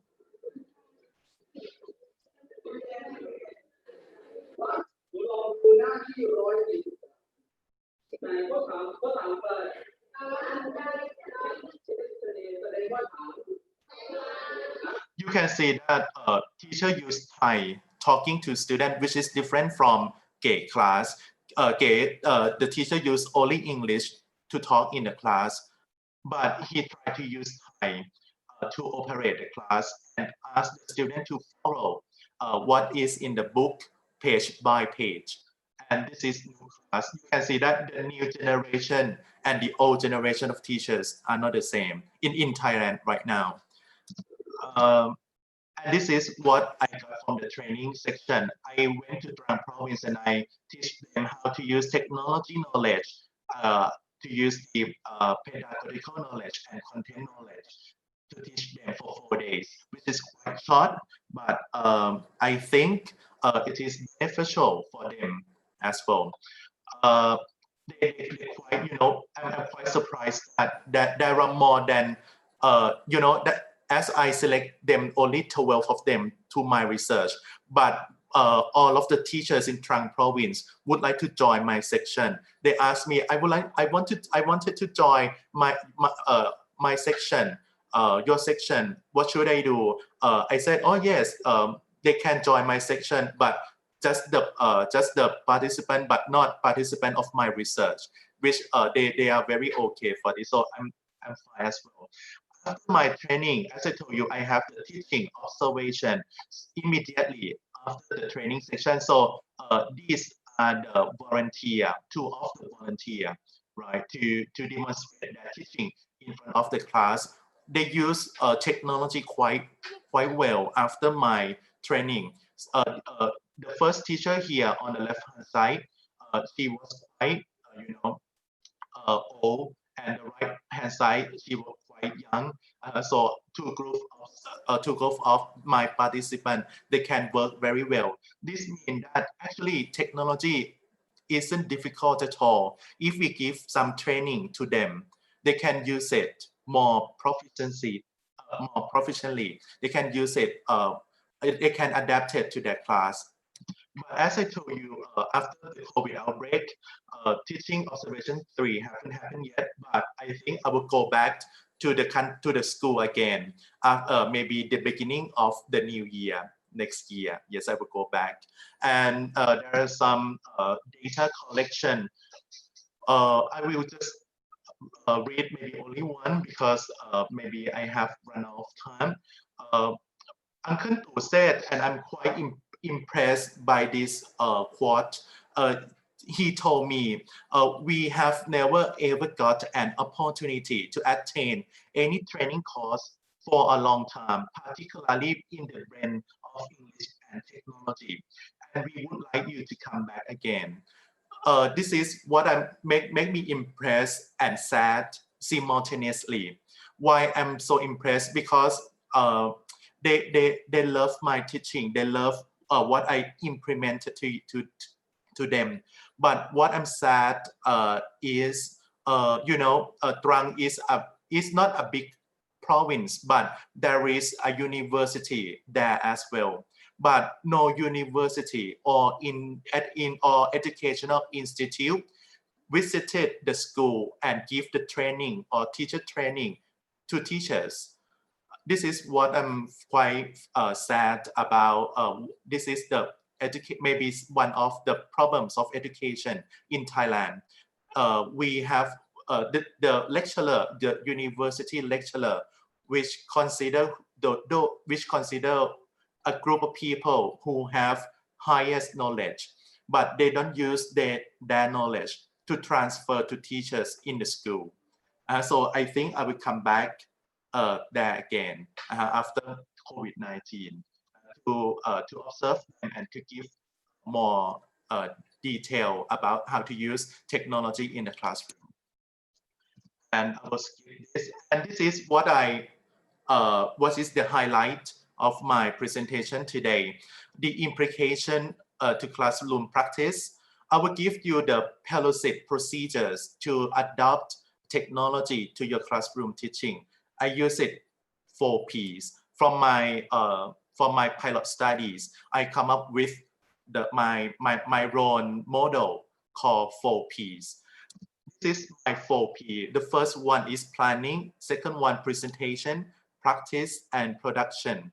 You will see that this is just like the classical approach that we see in the classroom, right?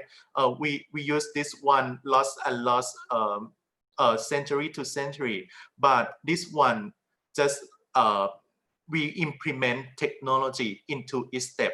For example, the first step, planning, I call it schemata check. For the presentation, I call it technological implementation. For the practice is checking comprehension, and production is technology implication, right? Let's have a look in detail one by one. For the first one, planning. For the planning, the underlying principle is to check the class. You can check your student class attendance, or you can brainstorm the topic that you are going to teach. You can elicit schemata or checking your student prior knowledge by using these programs, this software, online software called Prickers and Mentimeters.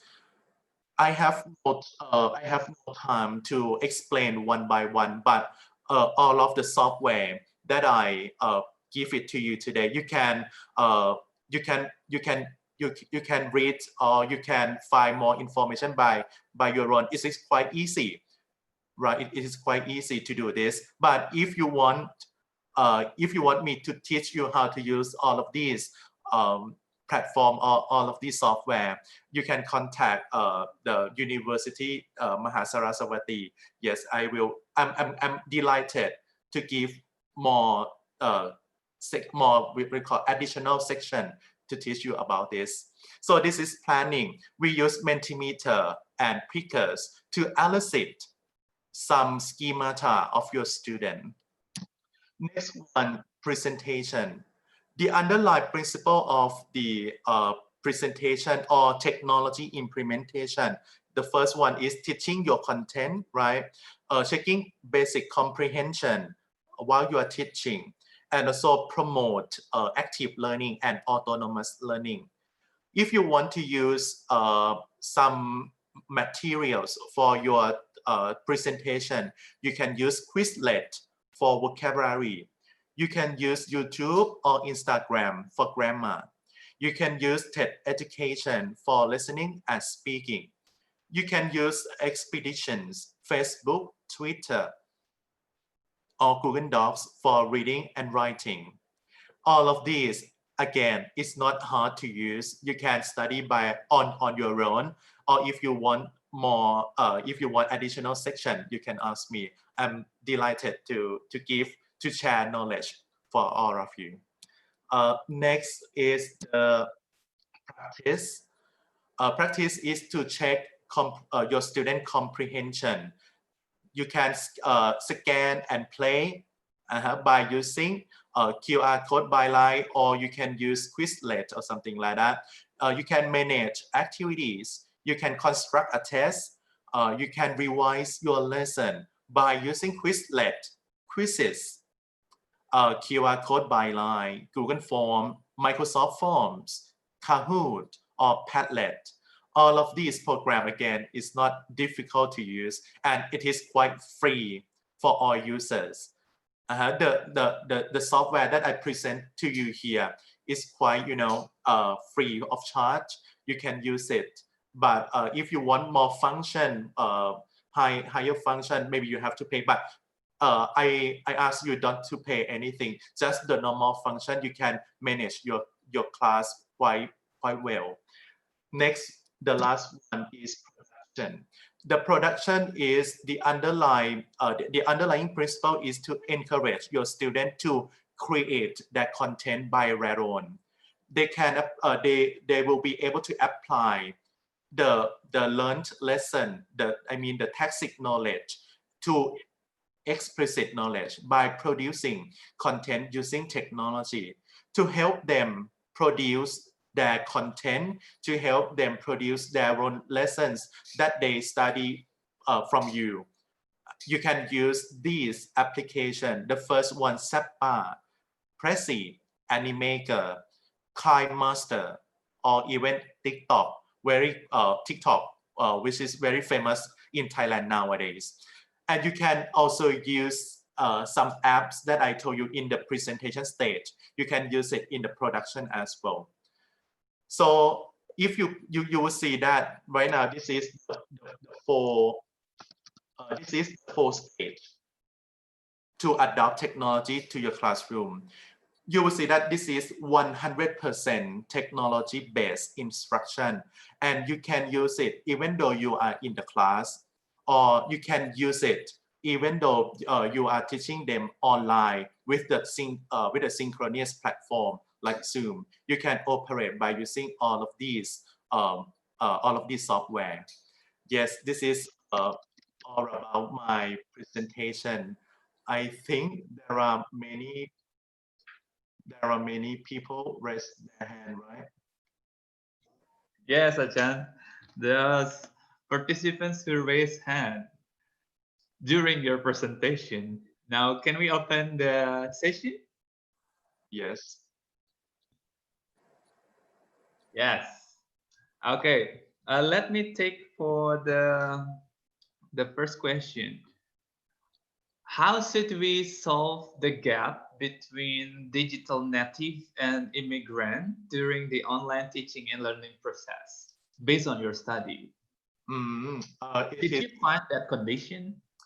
Yes, it is quite, a very good question, because in case of Thailand, the elderly teachers or we call immigrant teachers who are not quite proficient in using technology. They try to say, stop, I don't want to use technology. I'm okay to teach my student in the classroom, right? And for the digital native teachers, they said, oh, it's okay. They can use technology in the classroom. But, you know, in case of Thailand, I can say that 90% teaching with technology is still not work. It doesn't work, but it is better. It is better because of the COVID-19 help us. COVID-19 taught us that uh, just only classroom teaching is not enough. We need something more we call online learning. But how to fill the gap between the for the teachers who are the immigrant and the digital native, I think we just need to have the training. As I told you from my pilot study, there are both group of students. There are both group of participants. Some of them are the elderly group of participants and younger group of participants. But all of them said, like Uncle Tu told me, he told me that my class, the technology isn't hard at all. He told me that actually the technology is quite easy to do that. I think it is about about the people who teach them. If the people who teach the immigrant teachers are what I call are very good at transferring knowledge to people, I think they will more understand. I think it is about the strategy that we implement, the strategy that we teach both group of people. So to bridge the gap, I think we need training. We need professional training and serious training. Not only one day training and then stop. Maybe we need continuously training, something like that. Not only one day, but maybe 4 days or maybe 1 month, like the camp. They can come and join community. We call community of practice. They can let all of them to join together, to have the activities, to do technology together. The digital native teachers help the immigrant teacher to do something, to do the technological knowledge. I think this for my opinion personally, I think this is maybe the good solution. Okay, thank you. So training for teachers, right? To fix the gap. Yeah. Okay, let's have the participants who raise hand. Let's start from Daniel Billy. Daniel Billy.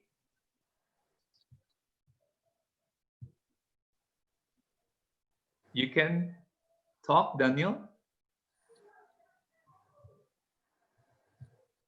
Hello, Daniel.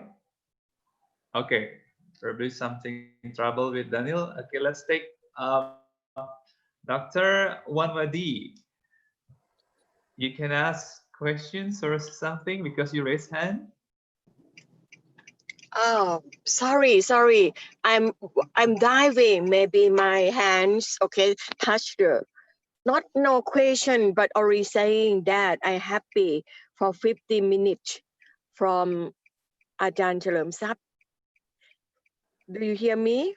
Yes, of course. Yes, and I have read his paper, and I happy continue listening his presentation. It's very useful from English teaching to the illiterate learners. That's all. Okay, I have great compliments for you all for this webinar. Thank you very much, Right. Thank you, Dr. Wanwadi. Ajahn, Chalmsub? Yes. You would like to respond? To give response to her? Yes. Thank you very much for your compliment. And Ajahn Wanwadi is also one of my admirer I mean, I admire a lot. Yes. Okay, thank you. Now let's have another questions. Oh, still 2 participants raise hand. Rina Wati. Hello, Rina. Hello. Hello. Hi, everyone. Hi. Thank you for letting me asking questions directly to the speaker. I would like to ask you to the speaker,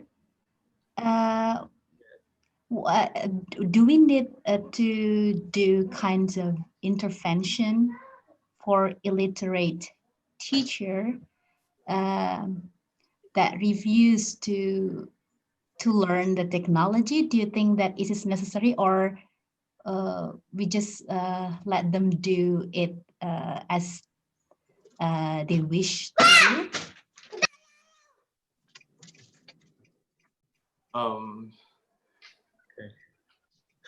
What I say? Terribly hurt kids. Yes. Actually, yeah, we cannot blame which teaching is the best.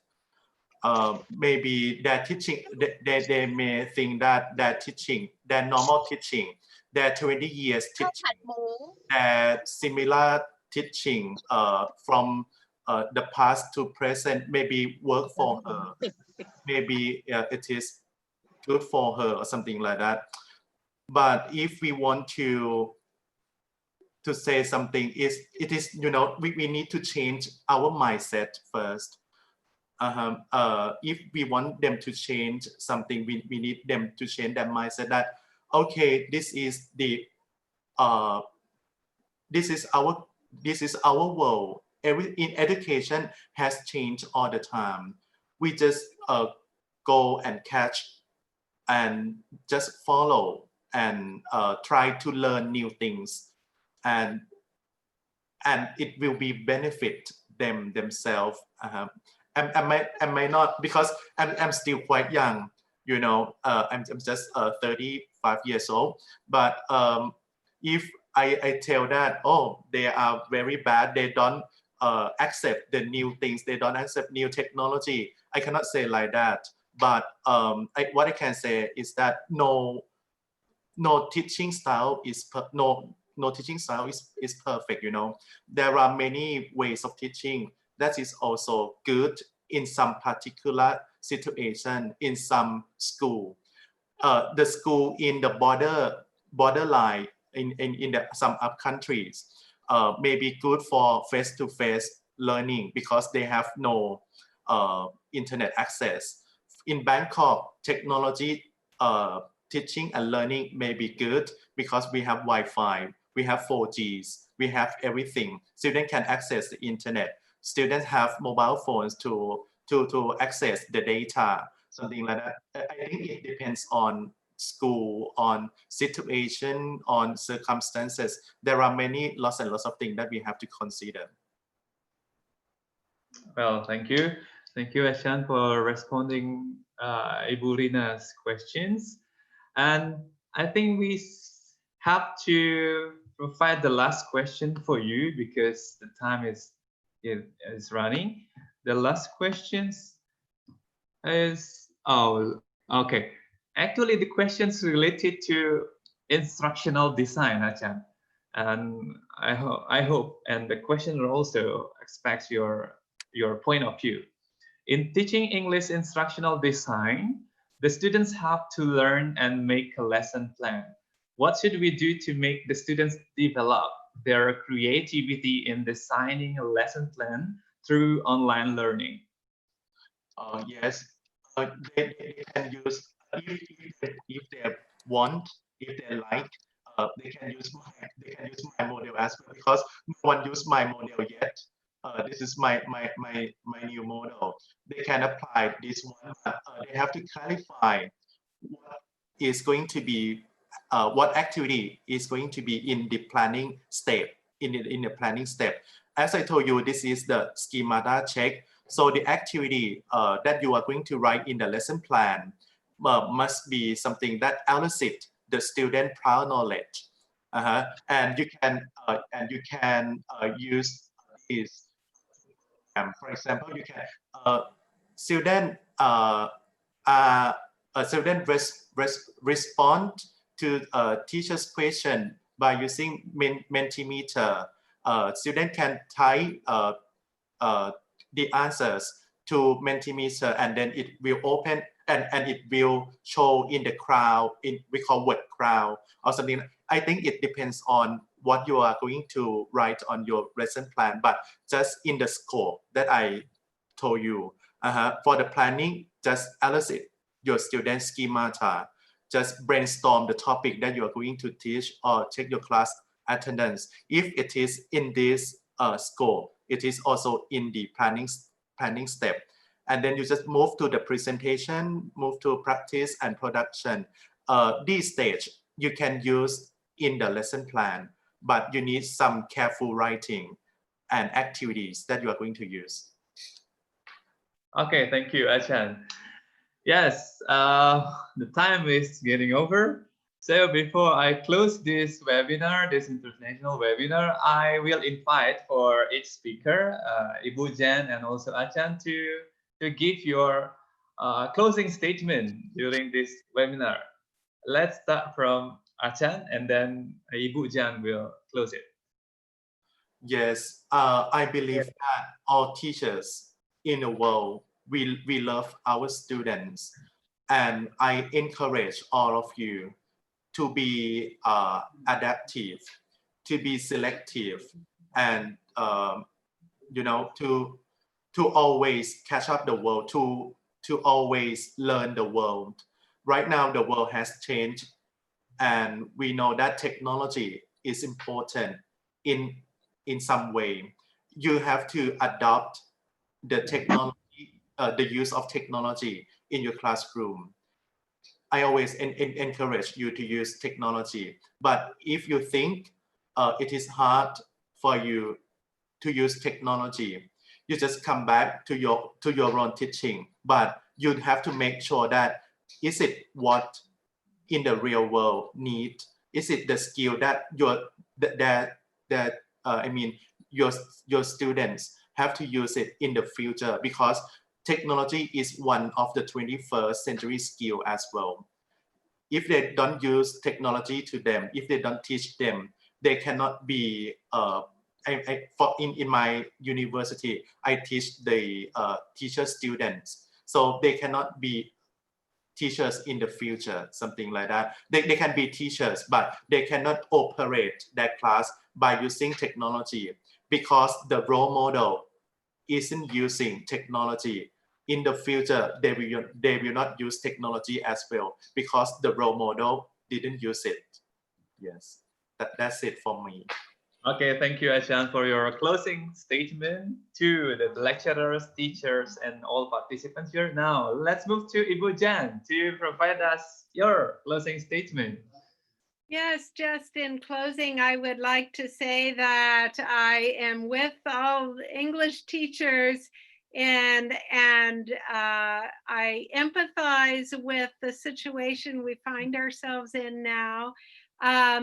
But I would encourage everyone to go back to the core of what it means to be an English teacher, the old normal. Don't forget about those aspects of building relationships with your students and valuing just meaningful language use. However you can achieve that using whatever resources you have at your disposal, but it's all about using the language for meaningful communication. And so make sure you emphasize that and build relationships with your students. And remember that there can be some silver linings. Some of those factors that I mentioned that might actually provide better opportunities for English language learning in an online environment. So, and I invite anyone to get in touch with me if you want to communicate about any of this further. Thank you for inviting me. It's been wonderful to be a participant in this webinar. Thank you. Okay, thank you, Ibu Jan. Now I would like to combine some parts of the ideas from the two speakers, from Ibu Jan Dormer and also from Achan Chalermse. So in this 21st century and this new normal era, we as teachers, lecturers, or students must accommodate the use of technology and a lot of platforms to our teaching and learning process. But remember to refocus your goal. Remember that even we are in online learning, in a fully online learning, we must care to our students. We must engage our students to the teaching and learning process, not just giving them assignments and send it and finish, but we must build the interaction. And also don't forget for teachers to motivate our students, because this is not easy moment. We are in a pandemic. We need spatial movement to handle this thing. So we have to build and we have to motivate our students during the teaching and learning process. And the last one, higher technology is not always better, because we have a lot of problems in terms of, for example, internet connection. So synchronous and asynchronous model is one of the solutions to handle it. But before that, let's train, let's learn, let's practice a lot of technology so we are able to adapt these conditions. Thank you very much. I'm Putu Agus from Program Studi Pendidikan Bahasa Inggris FKIP Universitas Mahasiswa Denpasar. Would like to say thank you to the two speakers, to my lovely Ibu Jan and also the Honorable Achan Chalermse, all participants from Bali, from Java, Sulawesi, and also Nusa, and also from Achan in BSRU, all students in BSRU who participate in this webinar. Thank you very much. See you in the following webinar. Goodbye.